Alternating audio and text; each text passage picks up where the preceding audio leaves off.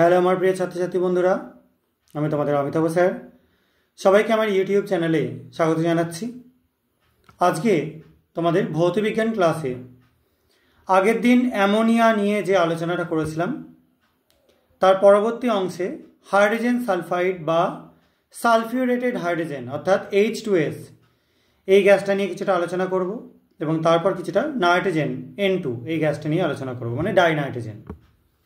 তো প্রথমে আমরা H2S গ্যাস সংক্রান্ত কিছু প্রশ্ন উত্তর সহ আলোচনা করছি। ফার্স্ট এরটা, এই যে H2S আমরা জানি একটা বিষাক্ত গ্যাস, বেশি পরিমাণ এটা শরীরে ঢুকলে মানুষের মৃত্যু পর্যন্ত হতে পারে।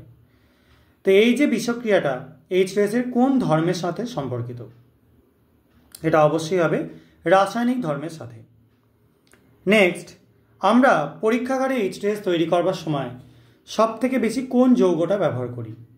এটা অবশ্যই কিপ যন্ত্রে প্রস্তুতির সময় সব থেকে বেশি ব্যবহার করা হয়, সেটা হচ্ছে FeS, ferrous sulphide. Next, H2S পরীক্ষা যখন আমরা H2S নিয়ে প্রিপারেশান করি, H2S তৈরি করার চেষ্টা করি, H2S নিয়ে না H2S তৈরি করার চেষ্টা করি, তখন কোন অ্যাসিডটা ইউজ করা যায় না? এটা অবশ্যই হবে HNO3, নাইট্রিক অ্যাসিড।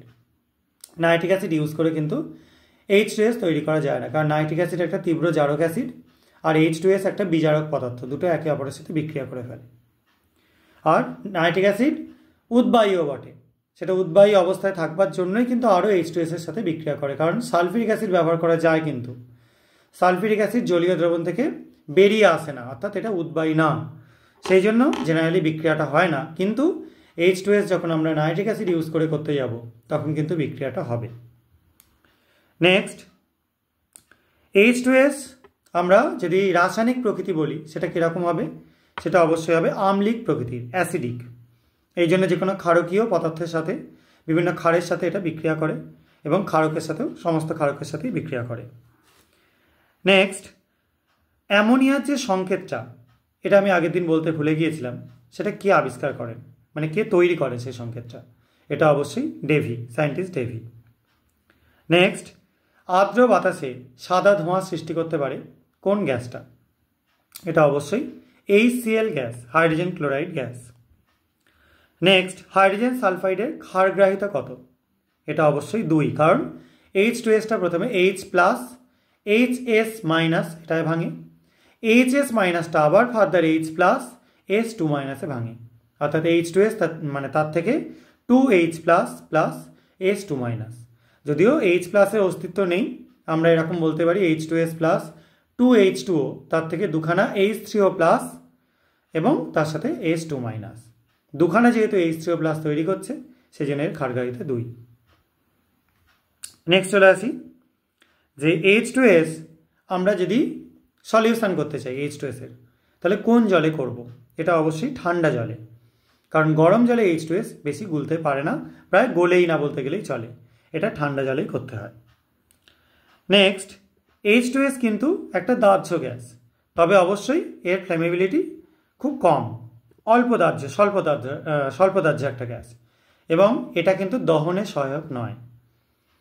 এটাকে যদি আমরা অক্সিজেনে রেখে পোড়াই সেটা পুড়ে যায়, সালফার ডাইঅক্সাইড এবং জল তৈরি করে, কিন্তু এ নিজে কাউকে জ্বলতে সাহায্য করে না। নেক্সট, যখন আমরা সালফাইড যৌগগুলোর কথা বলি তখন কালো রঙের সালফাইড মোটামুটি কাদের দেখতে পাওয়া যায়? কপারের সালফাইড, তারপরে লেডের সালফাইড, এগুলো সব, নিকেলের সালফাইড, কোবাল্টের সালফাইড, এগুলো সব কালো হয়। জিঙ্কের সালফাইড হয় সাদা, ZnS হয় সাদা। ক্যাডমিয়ামের সালফাইড CdS, এটার রং জেনারেলি হয় ক্যানারি ইয়েলো। ঠিক আছে, বেশ। এবার চলে আসি যে H2S কে আইডেন্টিফাই করবার জন্য আমরা কী কী যৌগ ব্যবহার করতে পারি। সব থেকে ভালো যৌগ হচ্ছে সোডিয়াম নাইট্রোক্সাইড, এর থেকে ভালো কিছু হয় না। সোডিয়াম নাইট্রোক্সাইডের দ্রবণের মধ্যে যোগ করা হলে, H2S গ্যাস আছে এরকম কোনো জায়গায় যোগ করা হলে, অথবা সালফাইড S2- র্যাডিকাল আছে এমন জায়গায় যোগ করা হলে সেটা একটা বেগুনি বর্ণের দ্রবণ তৈরি করে। এখান থেকে একদম কনফার্ম হয়ে যাওয়া যায় যে এখানে S2- আয়নটা আছে। নেক্সট, আমরা যদি পরীক্ষাগারে N2 গ্যাস তৈরি করতে চাই তাহলে কোন অ্যাসিড ইউজ করব? এটা অবশ্যই কনসেন্ট্রেট সালফিউরিক অ্যাসিড। আচ্ছা, এবং N2 গ্যাস জেনারেলি ল্যাবরেটরিতে তৈরি করা হয় কী কী থেকে সেটা তোমরা জানো, সোডিয়াম নাইট্রাইট NaNO2 আর তার সাথে NH4Cl অ্যামোনিয়াম ক্লোরাইড।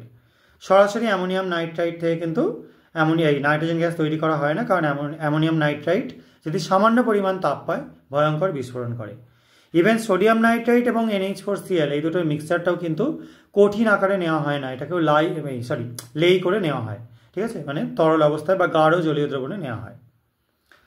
এবার চলে আসি যে পরীক্ষাগারে যে নাইট্রোজেন উৎপন্ন হচ্ছে এটাকে যদি আমরা ক্ষার মুক্ত করতে চাই, ঠিক আছে, তাহলে কি করতে চাই, মানে কি করব। ক্ষার মুক্ত করতে চাইলে এটাকে অ্যাসিডের মধ্যে দিয়ে পাস করাতে হবে, অবশ্যই সালফিউরিক অ্যাসিড। এই অ্যাসিডের মধ্যে দিয়ে পাস করানো হলে অ্যামোনিয়া বা এইসব টাইপের জিনিস যদি এর মধ্যে মিশে থাকে সেটা সরে যায়। আর যদি আমরা এটাকে জলীয় বাষ্প থাকে এর মধ্যে, সেটাও H2SO4 গাঢ় অবস্থায় টেনে নেয়।